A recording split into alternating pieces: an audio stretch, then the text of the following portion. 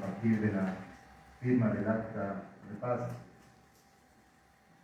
Se está llevando adelante las mesas de diálogo entre los representantes y sus asesores de las organizaciones indígenas de nuestra patria y también por parte del gobierno, todas las personas que son delegadas de acuerdo a cada mesa de diálogo. Hoy estamos reunidos en la Conferencia Episcopal Ecuatoriana para continuar con las mesas de diálogo, que son un signo de esperanza para nuestra patria. El día de hoy tenemos la inauguración de las mesas de diálogo sobre los derechos colectivos y también sobre seguridad, justicia y derechos. Nos acompañan hoy para la inauguración de esta mesa Monseñor Luis Cabrera, presidente de la Conferencia Episcopal Ecuatoriana, Monseñor Alfredo Espinosa, vicepresidente de la Conferencia Episcopal Ecuatoriana. También nos acompaña hoy el doctor Fernando Ponce León, rector de la Pontificia Universidad Católica del Ecuador y coordinador del equipo de facilitadores de las mesas de diálogo, y también el relator especial sobre los derechos de los pueblos indígenas de la ONU, Francisco Calí Salve. Entonces, con esta breve presentación, con la asistencia de los representantes para estas mesas de diálogo, damos la palabra a Monseñor Luis Cabrera, presidente de la Conferencia Episcopal Ecuatoriana, arzobispo de Guayaquil.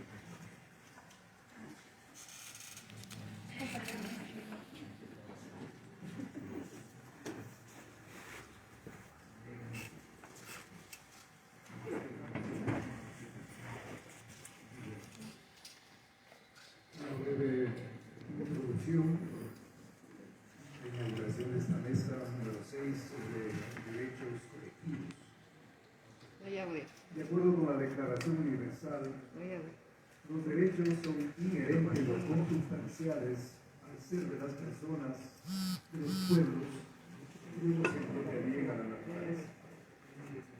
Por consiguiente, los derechos preceden o están antes de toda legislación.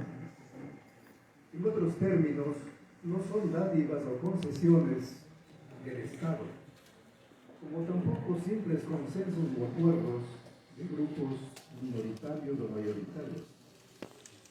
Desde esa perspectiva, es deber de la ley, como bien lo sabemos, reconocer, respetar, defender, promover y garantizar los derechos de todas las personas, de todos los pueblos y de nosotros de la naturaleza.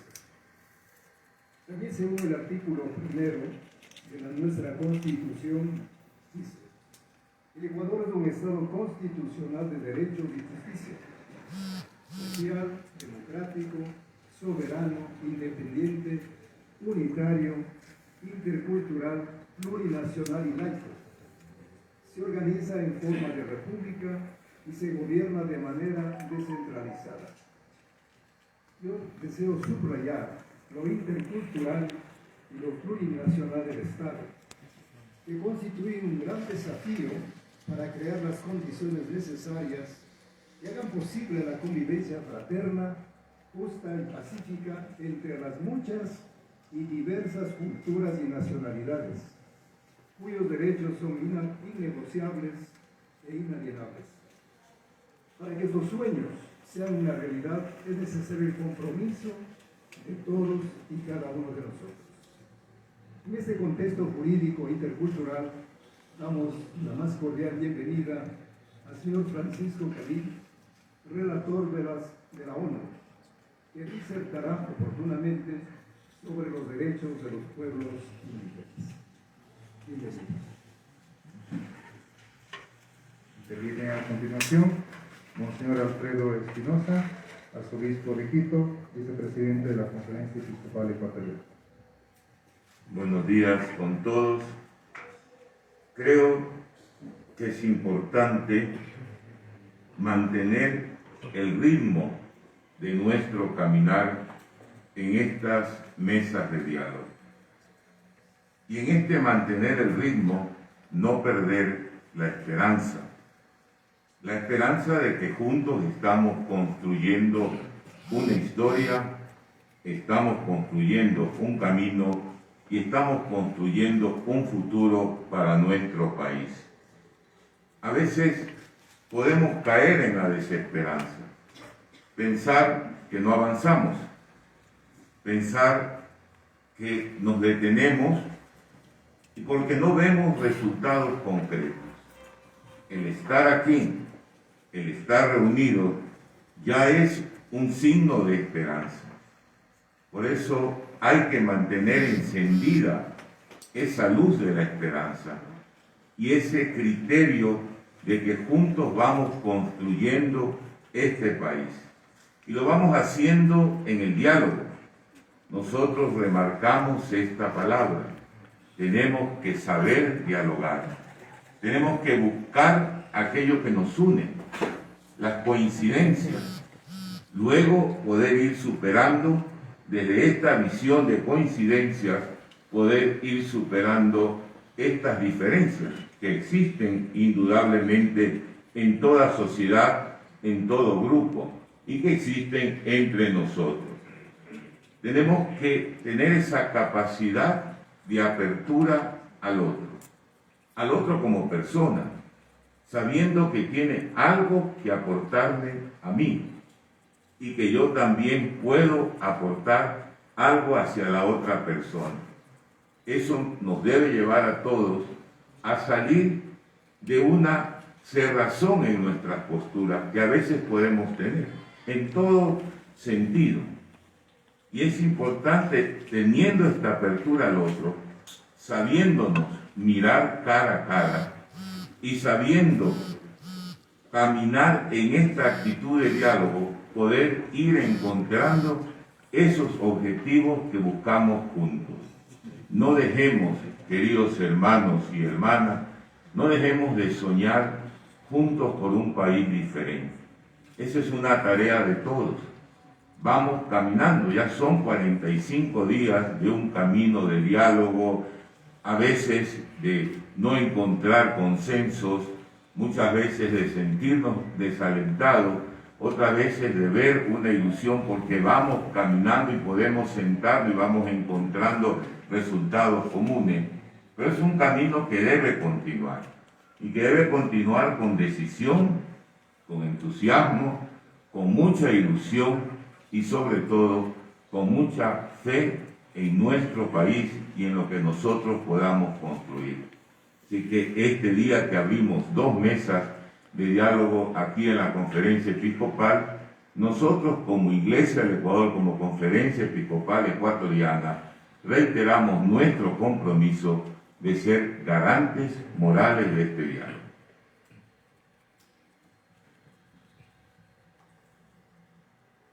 Dentro de la metodología de la apertura de las mesas de diálogo, se procede en este momento a leer quiénes serán los facilitadores y relatores de estas mesas.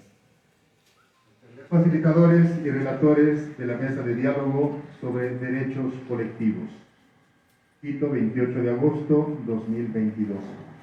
Magíster Alejandra Delgado, doctor Milton Luna, doctor Pablo Ulloa, doctor Lucas Guadalupe. Presente, estimado.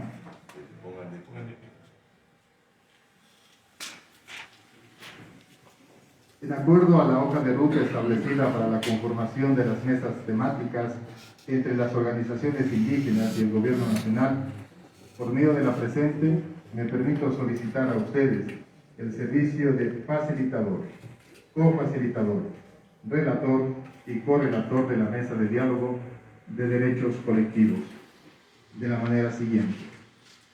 Facilitador, Magíster Alejandra Delgado. Cofacilitador, doctor Milton Luna. Relator, doctor Pablo Ulloa. Correlator, doctor Lucas Guadalupe. La mesa iniciará su trabajo el día miércoles 31 de agosto a las 09:30 en la sede de la Conferencia Episcopal Ecuatoriana. Este nombramiento se comunicará a las organizaciones y al Gobierno Nacional con 24 horas antes de iniciar la mesa. Les agradezco desde ya por este servicio al país. Estoy seguro lo desarrollarán con profesionalismo y objetividad. Monseñor David de la Torre, Obispo Auxiliar de Quito, Secretario General de la Conferencia Episcopal Ecuatoriana. Muchas gracias. Facilitadores y relatores, Mesa de Diálogo, Seguridad, Justicia y Derechos. Quito, 28 de agosto 2022. Magíster Paco Noriega, Magíster Sebastián Granda, Doctor Jorge Calle, Doctora María Camila Carrillo. Se ponen de pie, por favor. Hasta ahí. Gracias. Presente. Estimado. En acuerdo a la hoja de ruta establecida para la conformación de las mesas temáticas entre las organizaciones indígenas y el Gobierno Nacional, por medio de la presente me permito solicitar a ustedes el servicio de facilitador, cofacilitador y relator de la Mesa de Diálogo de Seguridad, Justicia y Derechos de la manera siguiente. Facilitador, Magíster Paco Noriega. Cofacilitador, Sebastián Granda.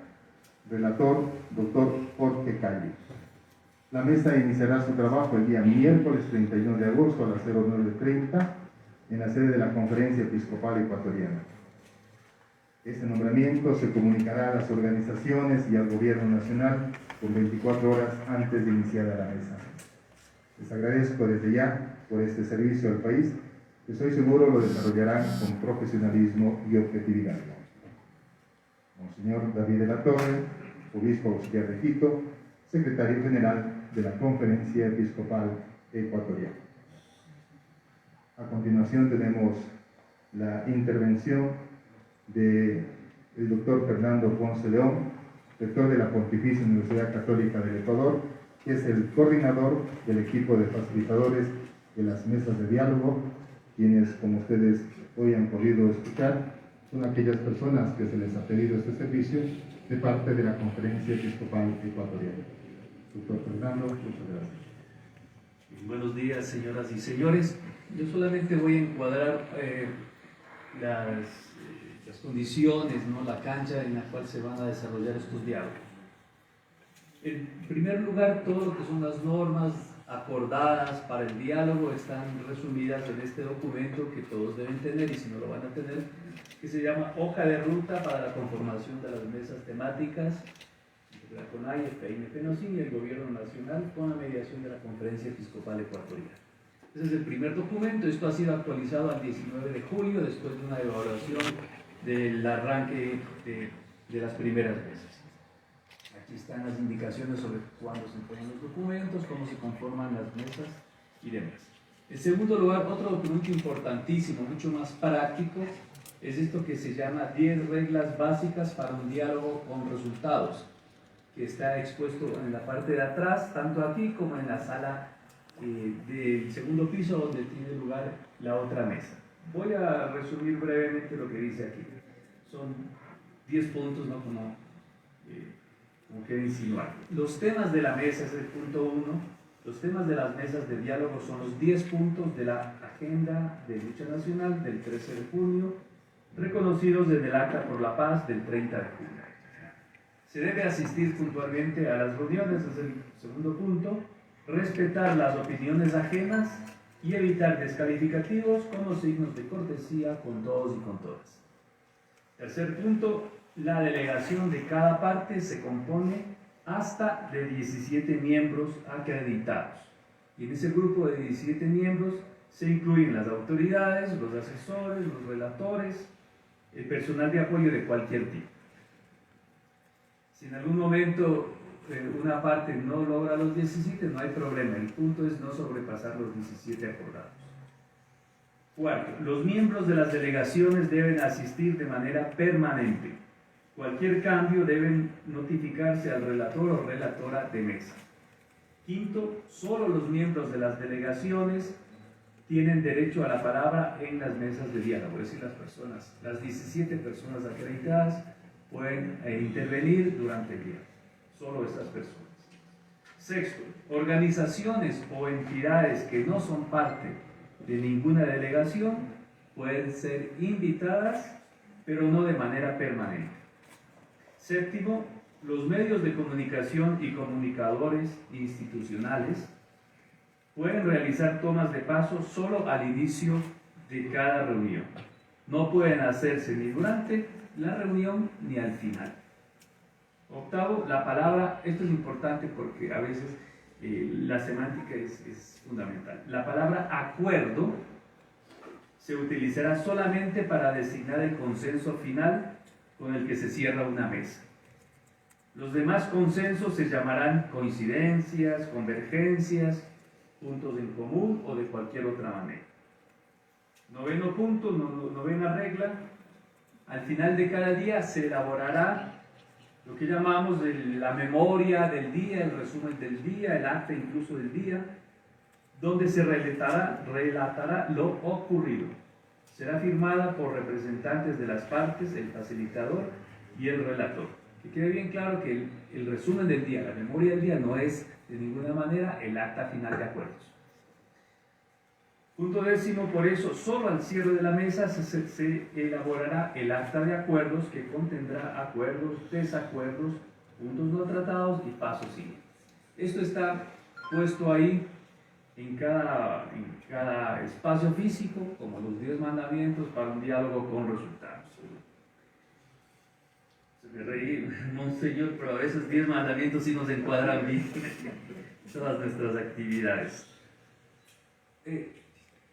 Una mesa o un diálogo en una mesa se compone de un día cero y de 5 días de trabajo. El día cero es el día donde se identifican los temas que se van a debatir, que se van a conversar, y donde se establece el cronograma para los siguientes días. Es decir, en el día cero el objetivo fundamental es que al final en la memoria se diga: sobre estos temas hemos consensuado que vamos a debatir en los 5 días siguientes. Ese es el objetivo del día cero. Y luego también acreditar a las personas, también acordar fechas para intercambiar documentos, etcétera, etcétera. El día cero es el día de arranque. Del día 1 al día 5 se trata, y se sugiere que se traten los puntos identificados uno por uno, que no se trate en bloque, porque a veces la discusión puede ser difícil en bloque. Como dije, cada día se hace una memoria del día.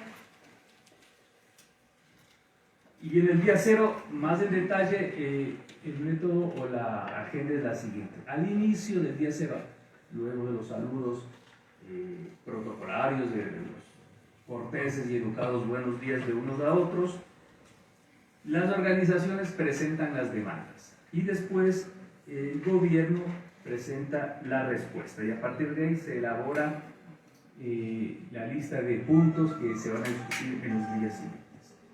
Y los facilitadores de cada mesa tienen que elaborar como una matriz de demandas y respuestas. Por eso les pido a las partes que, si es posible, el día de hoy ya entreguen a los facilitadores de cada mesa lo que van a presentar en el día cero. O sea, las demandas son estas, de modo que los facilitadores ya pueden empezar a elaborar esa matriz. Eso en las mesas que hemos tenido hasta ahora se ha mostrado que es muy adecuado, es una buena herramienta tener una matriz de puntos con las demandas y las respectivas respuestas del gobierno. Esto sería por ahora lo básico para iniciar las mesas. Luego en cada mesa se van consiguiendo alguno que otro consenso sobre días, cronogramas, personas, etcétera, pero eso ya corresponde a la dinámica propia de cada mesa. Muchas gracias.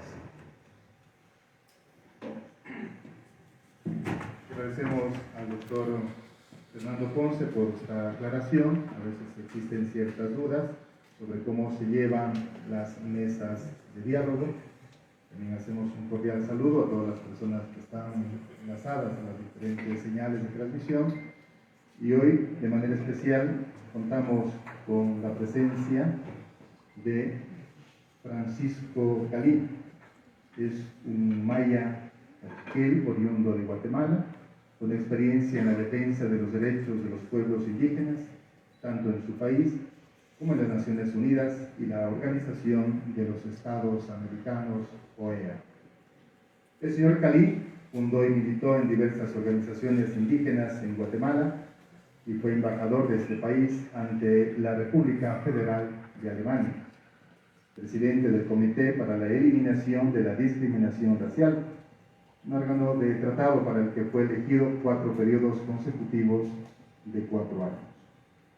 También fue director de Derechos Humanos en el Ministerio de Asuntos Exteriores de Guatemala, miembro de la Comisión Presidencial contra la Discriminación y el Racismo contra los Pueblos Indígenas de Guatemala y presidió el Programa Nacional de Resarcimiento a las Víctimas del Conflicto Armado Interno. Contamos hoy con su presencia y aquí le damos la bienvenida y le damos también la palabra.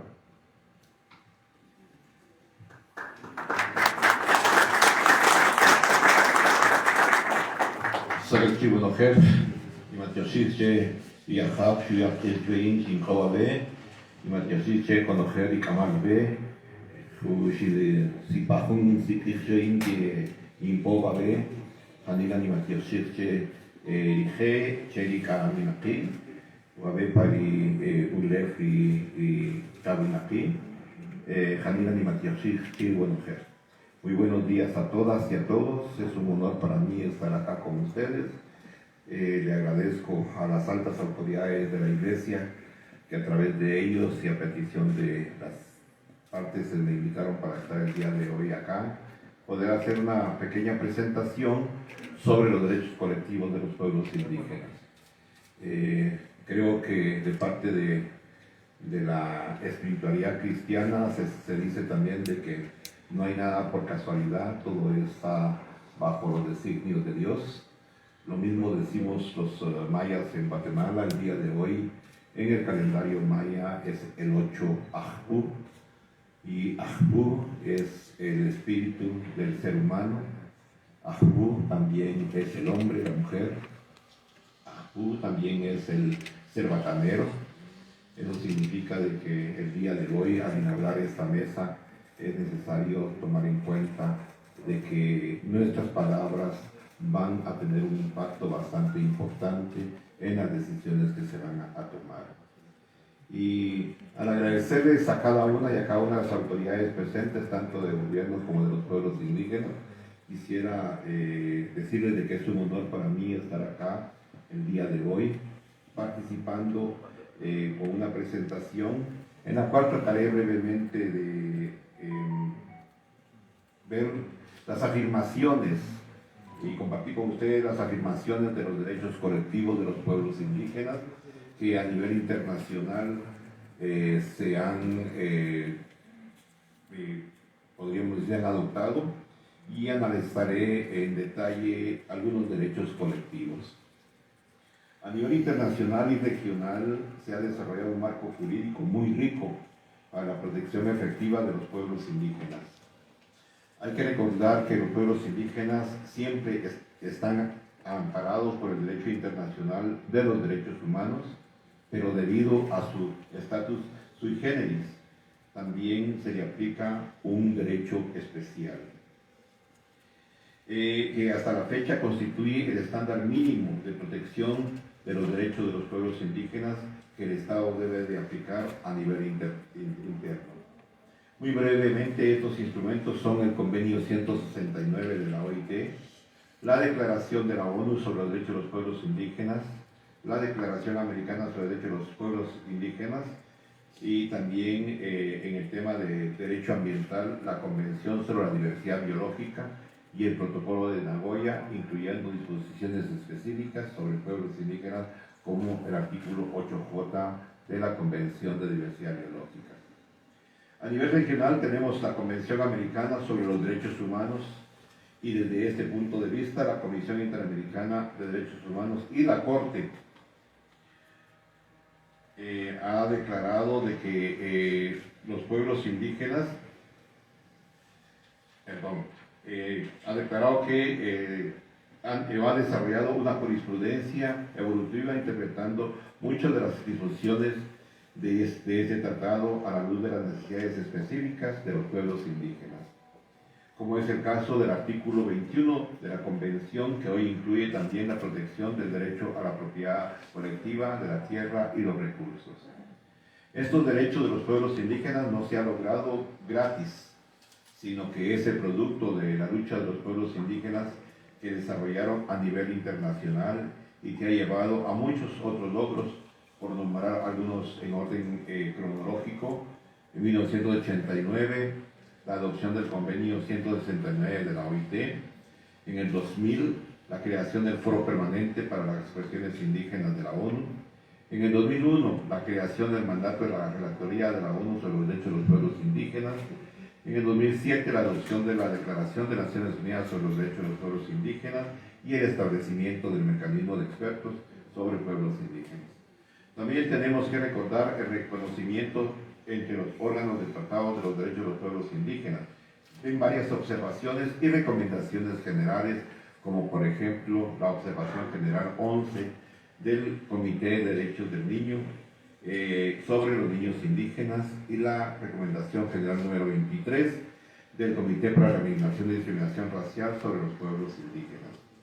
También las numerosas cartas y comunicaciones del Comité para la Eliminación y Discriminación Racial a los estados en el marco de su procedimiento de alerta temprana y acción urgente desde su establecimiento formal en 1993. Quisiera ahora compartir con ustedes algunas reflexiones sobre algunos derechos colectivos de los pueblos indígenas y su aplicación. En base al artículo 1 común de los pactos internacionales de derechos humanos, el Pacto Internacional de Derechos Civiles y Políticos y de Derechos Económicos, Sociales y Culturales, así como el artículo 3 de la Declaración de la ONU sobre los pueblos indígenas gozan del derecho a la libre determinación. El derecho a la libre determinación es propedéutico para el ejercicio efectivo de todos los demás derechos colectivos e individuales de los pueblos indígenas, así como el derecho al desarrollo, porque reconoce a los pueblos indígenas el derecho a determinar libremente su condición política y perseguir libremente su desarrollo económico, social y cultural. En este sentido, quiero mencionar que los pueblos indígenas gozan del derecho a la participación política que tiene que ser analizado en el marco de los derechos colectivos de los pueblos indígenas establecido expresamente en el derecho internacional de los derechos humanos y la jurisprudencia en la materia.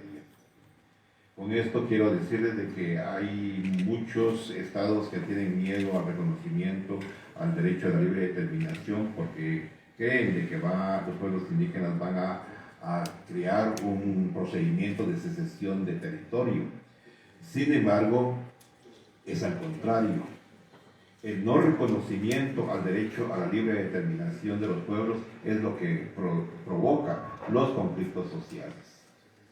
Pues la experiencia que tengo como relator y las visitas que he hecho a diferentes estados, me he podido dar cuenta de que los pueblos indígenas, y puedo mencionar algunos ejemplos si así lo desearían, son más nacionalistas que muchas otras personas que son del mismo país.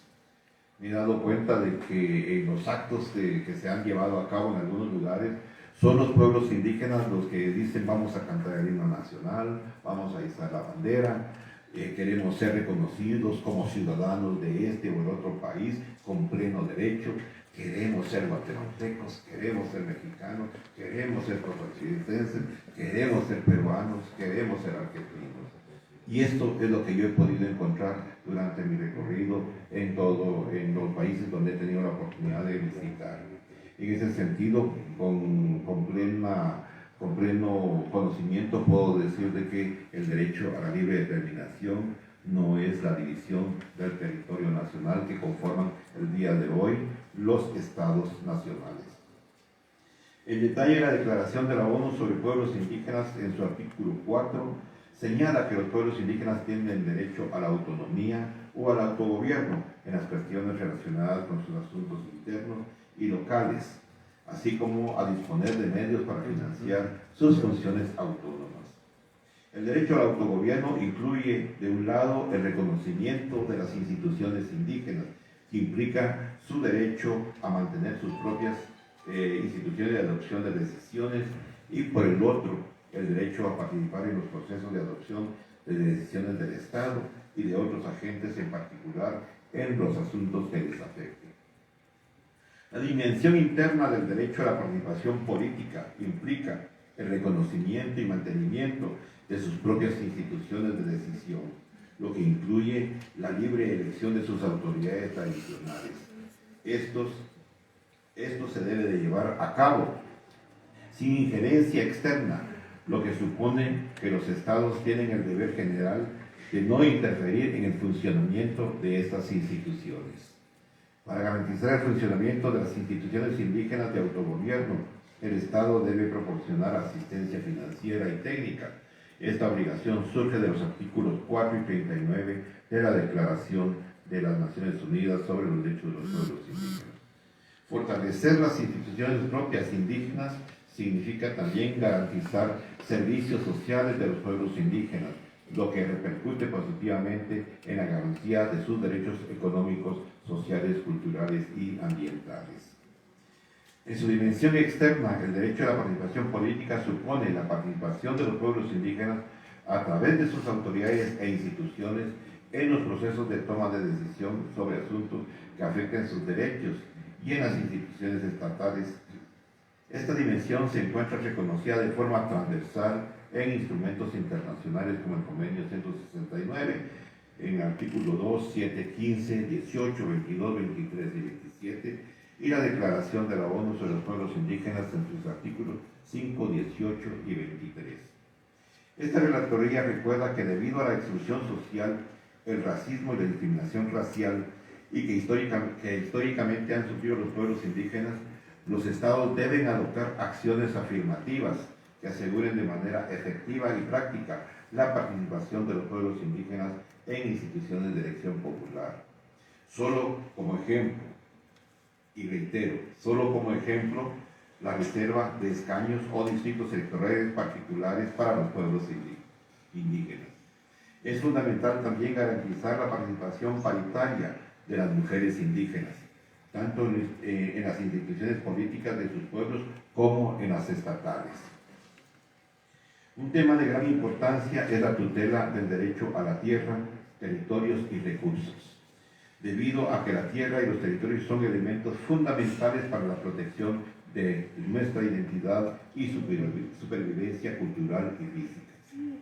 A pesar de que el derecho a la tierra, el territorio y los recursos naturales están bien establecidos a nivel internacional, tanto en la Declaración de las Naciones Unidas sobre el Derecho de los Pueblos Indígenas, artículo 26, como en el Convenio 169, artículos 13 al 19, así como en la jurisprudencia de la Corte Interamericana y otros organismos de las Naciones Unidas, este derecho, desafortunadamente, es uno de los más violados en todo el continente americano y a nivel mundial. El respeto al derecho a la tierra y al territorio de los pueblos indígenas requiere que los estados reconozcan los títulos expedidos a los pueblos indígenas por las coronas. Cuando me refiero a las coronas, me estoy refiriendo a la corona inglesa, la corona española, la corona inclusive holandesa o cualquier otra corona que ha tenido, tenido un papel de invasión a las tierras de los pueblos indígenas. O cuando estos no existan, respeten lo establecido en el derecho internacional y en la jurisprudencia de la Corte Interamericana en el caso de nuestro continente, que ha aclarado que la posesión tradicional de los indígenas sobre sus tierras tiene efectos equivalentes al título de pleno dominio y otorga a los indígenas el derecho a exigir el reconocimiento oficial de propiedad y su registro. Desafortunadamente he podido constatar que los estados no están cumpliendo con su obligación de reconocer el derecho a la tierra y su deber de titulación. Esta relatoría ha documentado a lo largo de los años cómo los conflictos por el control de la tierra y los recursos naturales que pertenecen ancestralmente a los pueblos indígenas es uno de los principales problemas a los que se enfrenta el continente americano e impide el disfrute efectivo de los derechos reconocidos a los pueblos indígenas internacionalmente. Los informes temáticos presentados por este mandato a la Asamblea General de la ONU y al Consejo de Derechos Humanos muestran que varios estados se están apropiando de tierras indígenas sin títulos, reprimiendo los esfuerzos de los pueblos indígenas para obtener títulos comunales sobre sus territorios y retrasando o complicando los procesos para reconocer sus tierras y territorios y los recursos naturales. En varios casos, los jueces llamados a pronunciarse sobre los litigios de tierra, debido a que desconocen o no aplican el marco legal sobre el derecho colectivo a la tierra, territorio y recursos de los pueblos indígenas, fallan a favor de la parte no indígena. También he expresado preocupación porque en muchos casos, cuando la titulación de la tierra indígena existe, asistimos a una ocupación del territorio indígena por parte de personas no indígenas y la falta de acciones de saneamiento de la tierra por parte del Estado. Resumir, el derecho a la tierra de los pueblos indígenas es un derecho colectivo, inalienable e intransferible, y el derecho internacional obliga a los estados a delimitar, demarcar, titular, sanear, entregar y registrar la propiedad de los pueblos indígenas, y que los pueblos indígenas no pueden ser desplazados por la fuerza de sus territorios. El derecho a la tierra también debe ir acompañado del reconocimiento del control efectivo sobre el uso de los recursos naturales y del respeto por parte de los estados de la gestión indígena de la tierra de acuerdo con el plan de vida definido por cada pueblo indígena. A menudo se señala que aunque los pueblos indígenas tienen la titularidad de sus tierras, los estados imponen planes económicos y políticos de desarrollo que no se ajustan al plan de vida de los pueblos indígenas.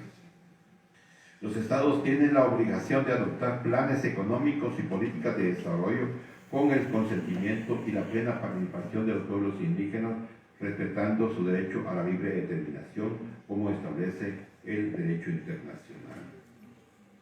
En este sentido, para que el derecho al desarrollo sea implementado de manera efectiva, es fundamental que los programas de desarrollo estatales incorporen el plan de vida de los pueblos indígenas, la cosmovisión indígena, lo que en Bolivia lo llaman el buen vivir, o Sumacamaña, en Ecuador, aquí con ustedes, el Caguasumac, y en Guatemala, el Utsa Castemal, que significa, que tiene el mismo significado, y perdón por la pronunciación, aquí en Ecuador, pero no soy quechua hablante, entonces hay problemas también con mi pronunciación. Muy bien, como ustedes saben, el derecho internacional reconoce el derecho a la libre determinación de los pueblos indígenas, que tiene como salvaguardia el derecho a la consulta y el consentimiento previo, libre e informado, como lo establece el artículo 6 del Convenio 169 de la OIT y el artículo 19 y 36 de la Declaración de la ONU. Por lo que los gobiernos están obligados a consultar y obtener el consentimiento de los pueblos indígenas antes de que se adopte cualquier proyecto de desarrollo que afecte a sus tierras y recursos, e incluso más ampliamente cualquier decisión que afecte directamente a los pueblos indígenas y a su libre determinación requiere su consulta y consentimiento. Sobre este punto quiero aclarar que los pueblos indígenas tienen este derecho a la consulta y consentimiento cada vez que una decisión del Estado pueda afectar a los pueblos indígenas de una manera que no sea percibida por otros miembros de la sociedad. Por ejemplo, la legislación sobre el uso de la tierra o de los recursos puede tener una aplicación amplia, pero al mismo tiempo puede afectar a los intereses de los pueblos indígenas de una manera particular debido a su tenencia de la tierra o a los patrones culturales relacionados, dando lugar así a un deber de consulta. Muchas veces los estados que niegan este derecho alegando que no es un derecho fundamental. Los estados no es un derecho fundamental. En ese sentido y en este punto la Corte Interamericana ha fallado que la obligación de los estados de consultar a los pueblos indígenas constituye un principio general de derecho internacional de los derechos humanos y que los estados tienen la obligación de obtener el consentimiento libre, previo e informado en relación con los proyectos de desarrollo a gran escala que tendrían un impacto importante dentro del territorio indígena. Otro tema que me preocupa mucho son los efectos ambientales devastadores de algunos proyectos en territorios indígenas, como la extracción de petróleo o la minería. Durante mi mandato he recibido testimonios de mujeres, niños y niñas indígenas que han desarrollado graves enfermedades como consecuencia de la exposición de mercurio y otros metales pesados, así como información sobre tales niveles de contaminación de los ríos que ya no son posibles actividades económicas como la pesca o la agricultura. Según el derecho internacional, los estados tienen la obligación de adoptar medidas eficaces para asegurar que no se almacenen ni eliminen materiales peligrosos en las tierras o territorios de los pueblos indígenas, artículo 28 de la Declaración, y adoptar medidas para controlar, mantener, restablecer la salud de los pueblos indígenas afectados por estos materiales, artículo 29 de la Declaración.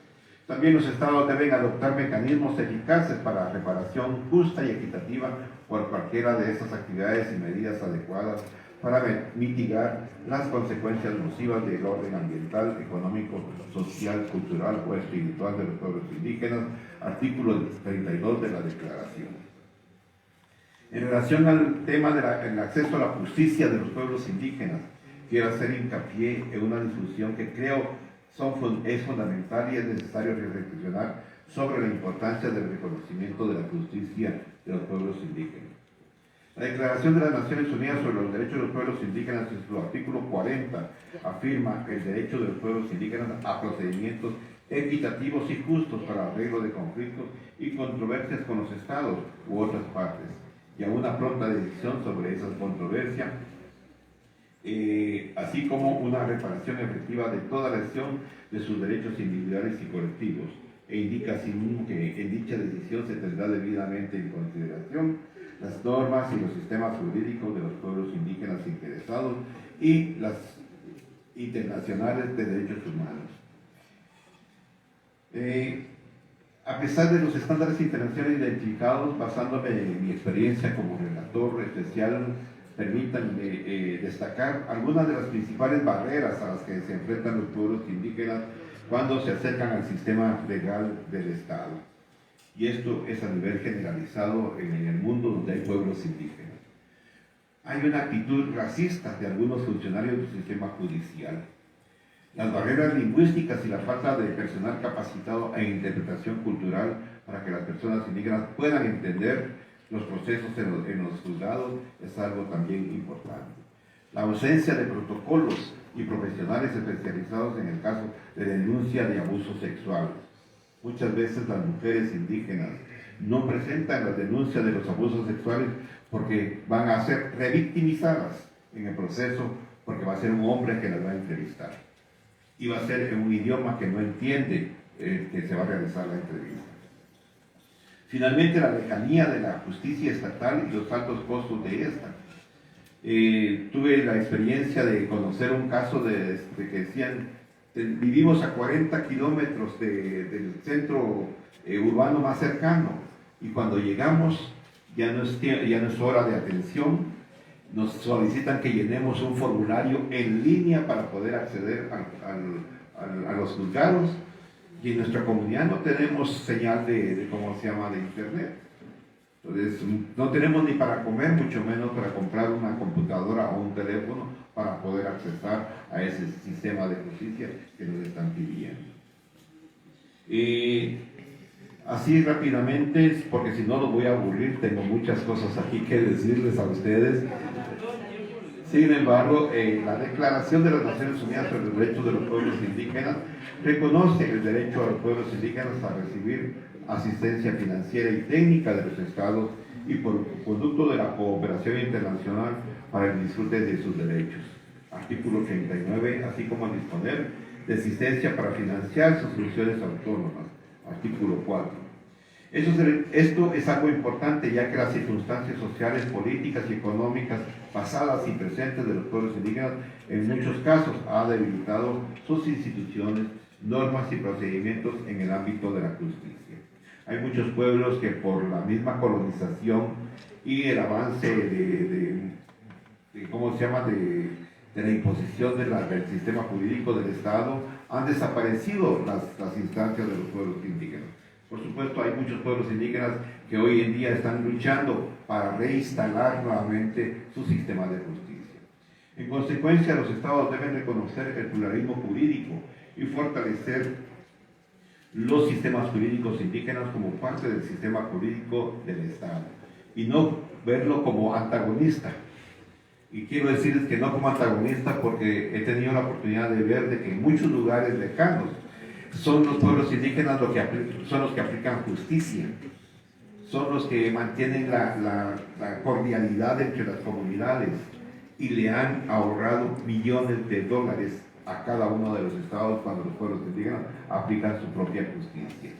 Y esto se da principalmente por ausencia del Estado, por voluntad política de no poner instancias de aplicación de justicia, o por incapacidad de los estados también, por la lejanía de las comunidades indígenas. En este sentido, y en consecuencia, los estados deben reconocer el pluralismo jurídico y fortalecer los sistemas jurídicos indígenas, como lo reiteraba anteriormente, y no verlos como antagonistas. Esto significa que la relación entre los sistemas jurídicos indígenas y estatales deben de ser en pie de igualdad. Y la actitud racializada e discriminatoria hacia los sistemas jurídicos indígenas debe ser superada. Hay varios países que ya reconocen el pluralismo jurídico, y cuando una persona es juzgada por el sistema jurídico indígena, ya no puede ser juzgado o juzgada por el sistema estatal. Porque acordemos el principio del derecho es de que una persona no puede ser juzgada por un mismo delito. Por ejemplo, como señaló mi predecesor James Anaya, las autoridades estatales deben considerar el reconocimiento de la jurisdicción de las autoridades de justicia indígena para resolver asuntos que involucren a personas y entidades no indígenas en sus tierras. Esto es particularmente relevante para la lucha contra la impunidad de los perpetradores de acciones de violación contra las mujeres indígenas, particularmente en áreas donde las instituciones del Estado están prácticamente ausentes. Quiero recordar aquí que el informe de 2019 del mandato sobre acceso a la justicia ordinaria e indígena muestra que los sistemas jurídicos indígenas desempeñan un papel fundamental en la protección de los derechos de los pueblos indígenas y en la compensación de la falta de protección jurídica estatal, especialmente en contextos en los que se niega el acceso a la justicia de los pueblos indígenas como resultado de la discriminación racial. El informe señaló: los sistemas de justicia indígena se consideran en general más accesibles y adaptados a la cultura, y a menudo son la principal fuente de resolución de conflictos para los pueblos indígenas. Los mecanismos de justicia indígena suelen estar más cerca geográficamente, son menos costosos y utilizan el idioma que todos entienden en las comunidades a las que sirven. Por último, la justicia indígena desempeña un papel crucial ahí donde las instituciones estatales suelen tener poca o ninguna presencia. Estos datos nos muestran que a escala mundial el reconocimiento y la promoción de los sistemas de justicia indígena pueden contribuir a fomentar un acceso igualitario de justicia indígena, del sistema igualitario efectivo a la justicia para todos, y se traduce en una mejor aplicación de la Declaración de las Naciones Unidas sobre los Derechos de los Pueblos Indígenas. Además, el reconocimiento de la justicia indígena beneficia a toda la sociedad, ya que garantiza una reducción del coste de la justicia, así como una justicia más rápida, eficaz y accesible. Me gustaría mencionar un tema que me preocupa mucho, y este es el de la criminalización de los defensores de los derechos de los pueblos indígenas. En este sentido, desde el 2020, alrededor del 63% de las comunicaciones que he enviado a los estados se refiere a ataques, detenciones arbitrarias, violaciones de libertad de reunión, criminalización y asesinatos de defensores de los derechos humanos indígenas. En la gran mayoría de los casos, estas violaciones se reprodujeron en el curso de protestas o acciones para proteger las tierras indígenas del desarrollo y proyectos aprobados sin el consentimiento de los pueblos indígenas. La criminalización de los defensores de los derechos humanos indígenas es preocupante. Es una preocupación fundamental para este mandato, y este mandato se ha comprometido a analizar las causas subyacentes de estas cifras y acontecimientos. El informe temático de este mandato de 2017 muestra que las causas fundamentales de la actual escalada de agresiones contra las personas defensoras indígenas es la falta de respeto por los derechos colectivos a la tierra de los pueblos indígenas, lo que a su vez repercute negativamente en su capacidad para defender eficazmente sus tierras, territorios y recursos naturales de los daños causados por proyectos a gran escala. Según el informe, los casos de criminalización y violencia surgen en la mayoría de los casos cuando los líderes indígenas y los miembros de sus pueblos expresan su oposición a los proyectos a gran escala relacionados con las industrias extractivas, la agroindustria, la infraestructura, las presas hidroeléctricas y la tala. También este informe señalaba diversas situaciones en que las entidades privadas suministraron información falsa o formularon acusaciones infundadas contra los defensores y las defensoras indígenas. Según el informe, los jueces y fiscales han contribuido a la aplicación irregular del derecho penal al aceptar falsos testimonios, dictar mandamientos judiciales sin pruebas suficientes, permitir que prosperen acciones judiciales infundadas e interpretar indebidamente la ley para incriminar a los defensores indígenas. Es una obligación del Estado tutelar y proteger y reprimir los actos de violencia contra las personas defensoras indígenas. Es primordial que los Estados adopten medidas de protección que sea colectiva y culturalmente apropiada para los pueblos indígenas y en consulta con los pueblos afectados. Asimismo, los Estados deben abordar las causas profundas de la violencia a los defensores de los derechos colectivos de los pueblos indígenas. Los Estados deben poner fin a la impunidad de los delitos cometidos contra los defensores de los derechos humanos de los pueblos indígenas y deben respetar y proteger los derechos colectivos indígenas a las tierras, los territorios y los recursos naturales, así como los derechos a la consulta y el consentimiento previo, libre e informado antes de desarrollar proyectos que puedan afectar a sus derechos fundamentales. Esta relatoría reitera constantemente a la invitación a aquellos estados que no lo han hecho que no han ratificado a ratificar el acuerdo de Escazú. Es esencial para la protección de los defensores a los derechos de los pueblos indígenas. Deseo dedicar unas palabras sobre una de las mayores riquezas que poseen los estados, los pueblos indígenas en aislamiento voluntario y contacto inicial. Hoy, cuando nos enfrentamos a una grave crisis climática, podemos apreciar el importante papel que han desempeñado los pueblos indígenas y en particular los pueblos indígenas en aislamiento voluntario y contacto inicial en la preservación del medio ambiente y la diversidad biológica por el interés de toda la humanidad. Desde este punto de vista, los países que tienen el honor de contar con la presencia de estos pueblos están llamados a cumplir una función de relevancia internacional, la de proteger estos pueblos indígenas en interés de la humanidad. En ese sentido, esta relatoría en línea con las directrices de protección para los pueblos indígenas en aislamiento y contacto inicial de la ONU dispone que las tierras delimitadas por los estados a favor de los pueblos indígenas en aislamiento o en contacto inicial deben de ser intangibles en tanto mantengan la calidad de tales. En ese sentido, no se deberán establecer asentamientos poblacionales distintos a los de los pueblos indígenas que habitan en su interior y no deberán otorgarse derechos que impliquen el aprovechamiento de recursos naturales. Tomando en consideración el principio de libre determinación y el principio de no contacto, así como la tendencia de los Estados americanos a consolidar la inhabilidad del territorio de los pueblos indígenas en aislamiento y en contacto inicial en su normativa nacional, y considerando las directrices de la Oficina del Alto Comisionado de las Naciones Unidas para los Derechos Humanos, la Comisión Internacional de Derechos Humanos la Corte Interamericana de Derechos Humanos en su jurisprudencia encuentra que la forma más efectiva de proteger los derechos territoriales de los pueblos indígenas en aislamiento y en contacto inicial y su integridad y subsistencia es a través de su intangibilidad. La intangibilidad respecto de terceros, incluidas las empresas y de las actividades económicas, en particular de explotación y extracción, es vista como la herramienta jurídica más adecuada para el cumplimiento de los deberes de respeto y tolerancia de los pueblos indígenas en aislamiento voluntario y contacto inicial.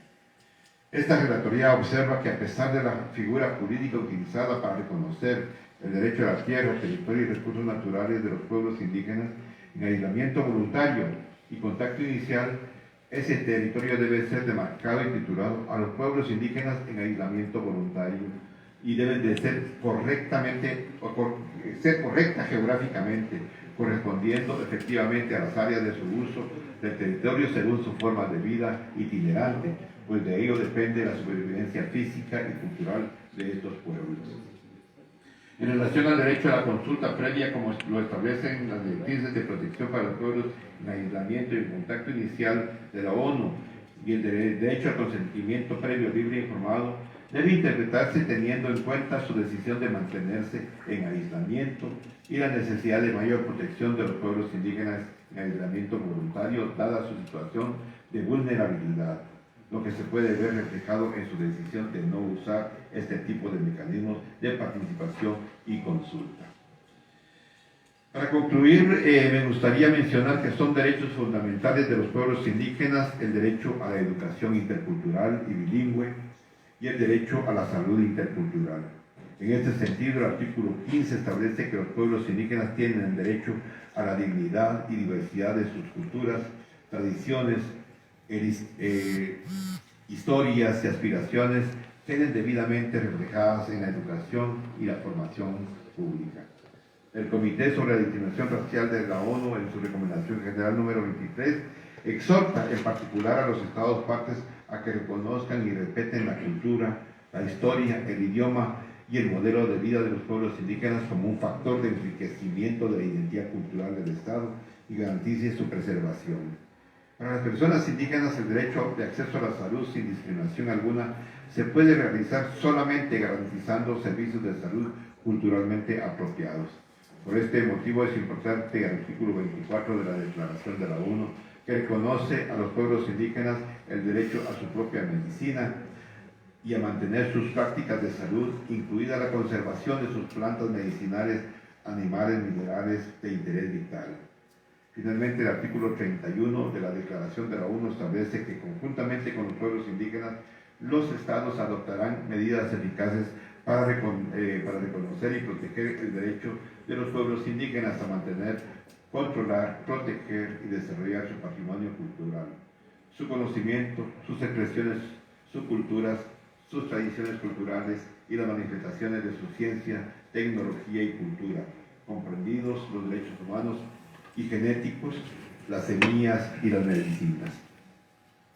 Me gustaría decir unas palabras finales específicas y dedicárselas en esta intervención a la resiliencia indígena, porque muchas veces se habla de que los pueblos indígenas solo se victimizan, pero hay una resiliencia indígena bastante importante.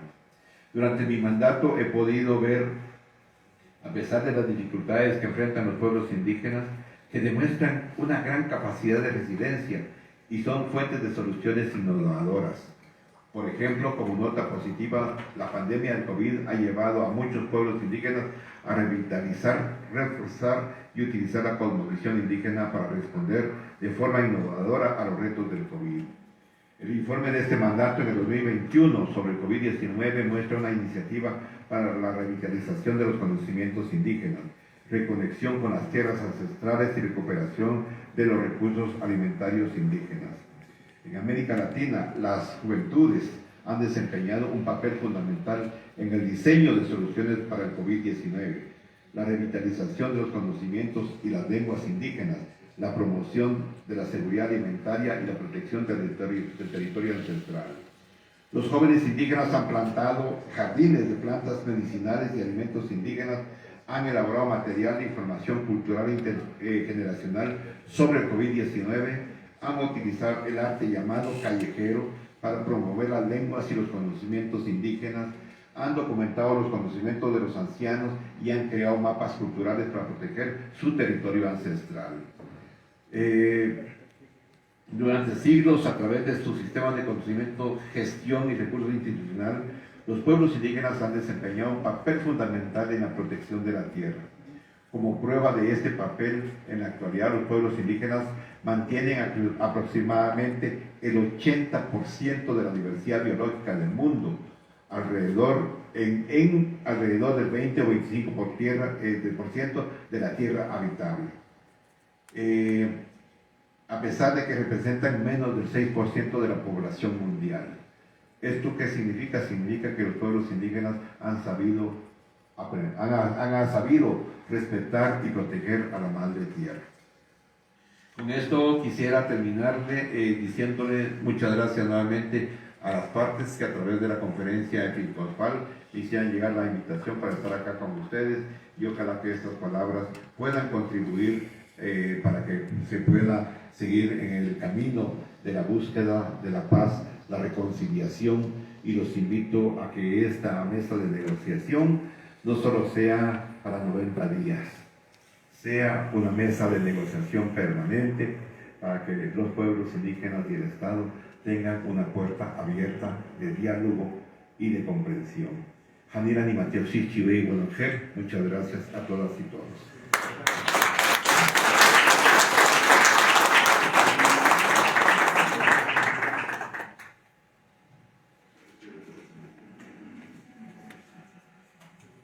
Bien, en este momento, si alguno de los presentes desea plantear alguna inquietud, alguna pregunta a Francisco, puede levantar la mano para poder pasarle también el micrófono. Todavía contamos con algunos minutos para que él pueda de pronto contestar alguna inquietud que pueda surgir de ustedes. Si alguien tal vez desea hacer alguna pregunta, puede alzar su mano para poder dirigir el micrófono.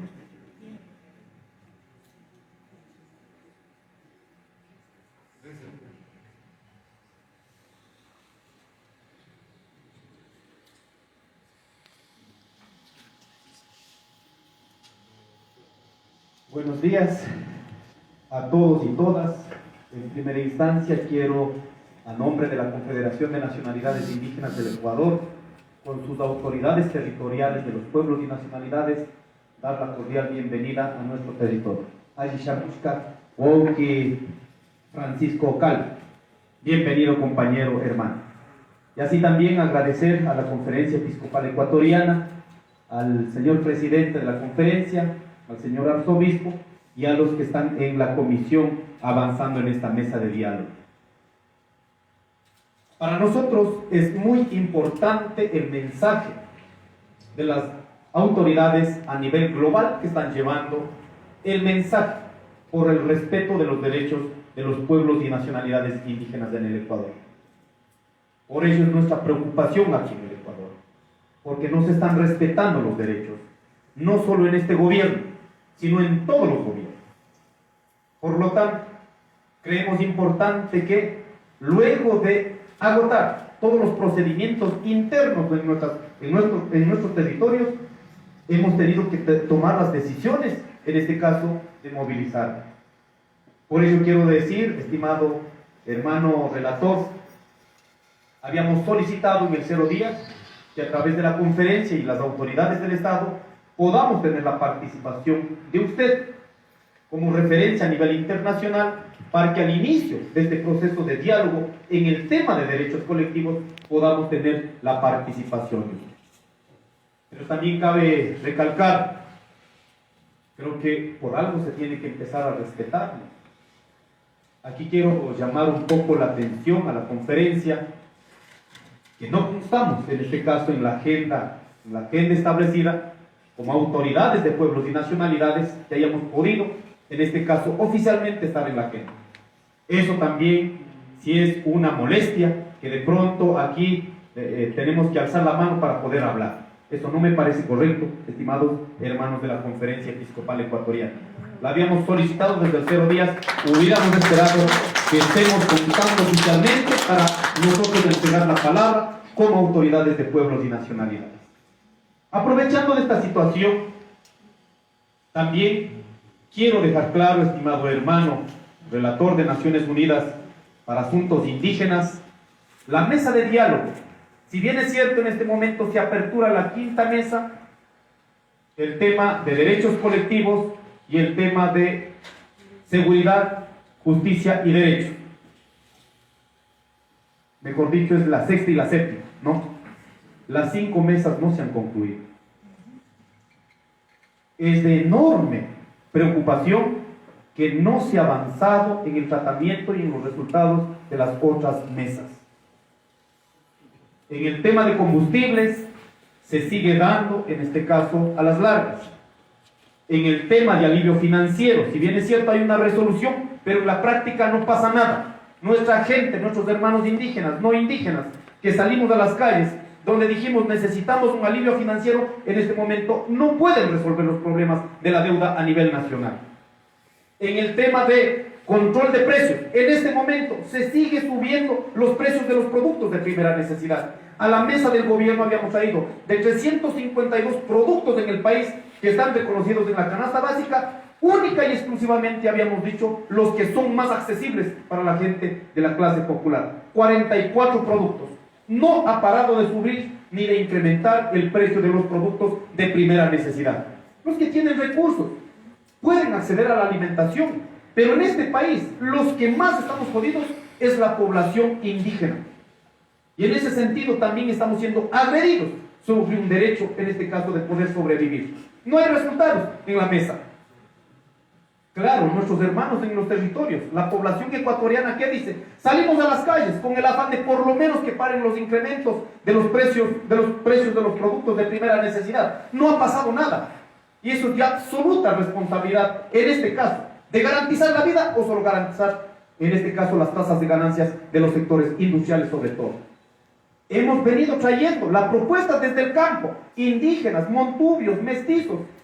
Hemos traído a esta mesa para garantizar el precio de sustentación de los productos de los campesinos. Pero sin embargo, en este momento, nosotros en la sierra tenemos que estar vendiendo, incluso antes del paro podíamos vender a $12 el quintal de papas. En este momento estamos vendiendo sobre los $6, $8.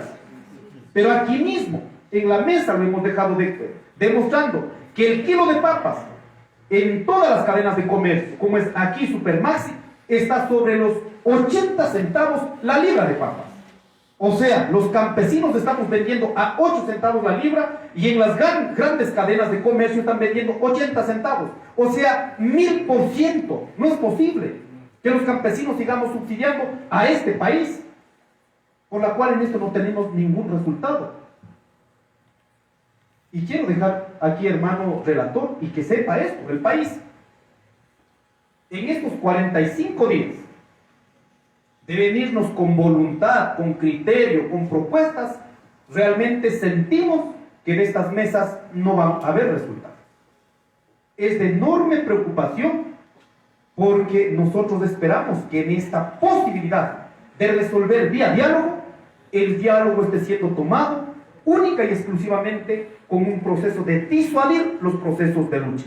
Y lo decimos con absoluta responsabilidad. Por eso, estimados hermanos, ahora a las 3 de la tarde va a haber la reunión general de coordinación. Creemos nosotros, traemos la resolución de nuestras organizaciones de base. Si no se resuelven las 5 mesas que están aperturadas, y casi tenemos que estar dividiendo todos los compañeros que acompañan en las mesas, de uno en uno, porque simplemente no tenemos la capacidad técnica, la capacidad económica, lo que sí tiene el Estado. Nosotros tenemos que sortear en nuestras limitaciones para resolver los problemas más sentidos de este país, pero que no se haya dado resultado, nos parece una estrategia de aperturar todas las mesas y no tener participación en las mesas. Por eso habíamos solicitado y agradecer a la conferencia, en este caso, que el día de hoy podamos aperturar esta mesa con la participación del hermano relator, pero en la tarde tomaremos una decisión de no podemos aperturar ninguna mesa más mientras no se resuelvan sobre la metodología que habíamos propuesto y habíamos llevado hace 15 días en la mesa de coordinación. Era importante dar a conocer, de verdad, no hemos hablado estos 15 días justamente para no dañar los procesos de diálogo. Pero el no poder hablar públicamente en los medios de comunicación también, en este caso, procede a dejar un mensaje que instala el gobierno y por otro lado dejar dudas a nuestras bases. Así que en adelante nosotros vamos a hablar lo que realmente dijimos el 30 de junio en la mesa donde firmamos el acta de paz para poder avanzar en este proceso. Así que teniendo estos problemas, no pretendemos resolver los problemas del país ni de la sociedad con los 10 temas, pero sí creo que estamos a la altura de resolver los problemas más sentidos por las cuales salimos a las calles los 18 días. Muchas gracias, reitero nuevamente, estimado hermano relator, lleve este mensaje a los pueblos hermanos del mundo estamos aquí para poder avanzar. Finalmente, me permite decir, si no respetamos los derechos en los estados, aquí en el Ecuador, no respetaron el derecho al territorio, no respetaron en este caso, ¿no es cierto?, la agresión a los derechos, en este caso, a los territorios de los pueblos Tagaer y Tarumenán. Como no respetan, genera una reacción. Mientras el Estado no respeta, nosotros tenemos que hacer los modos posibles para seguir defendiendo. Imagínense, no respetan el territorio en el Ecuador y nosotros tenemos que llevar las demandas como lo que pasó en el caso Tagaer y Tarumenán. Está clarísimo en la Declaración de Naciones Unidas, en la recomendación de los diferentes relatores. En Brasilia tuvimos que ir a defender por qué se están matando entre hermanos indígenas, en este caso de poblaciones en aislamiento voluntario o en contacto inicial. ¿Por qué? Porque están sintiendo presiones en sus territorios. Estamos diciendo antes que pase esto, pero impone y luego tenemos que estar nosotros con otros procedimientos. Por ello, estimados hermanos y hermanas, autoridades de nuestras organizaciones que están aquí, hermanos de la Conferencia Episcopal Ecuatoriana, hermano relator, que realmente nosotros vamos a votar en este tiempo, estos 90 días, para resolver por esta vía los temas más sentidos. Y creemos que en este país, como en otros países como en Colombia, debe institucionalizarse un espacio donde se pueda garantizar los diálogos permanentes y resolver lo que históricamente no hemos resuelto, los problemas de los pueblos indígenas. No estamos exigiendo ningún derecho por ser indígenas que sea un privilegio, sino una medida, un derecho como reparación histórica a los 500 años de saqueo que hemos vivido nuestros territorios de los pueblos y nacionalidades. Muchas gracias y reitero la bienvenida, hermano Wauki Francis. Muchas gracias.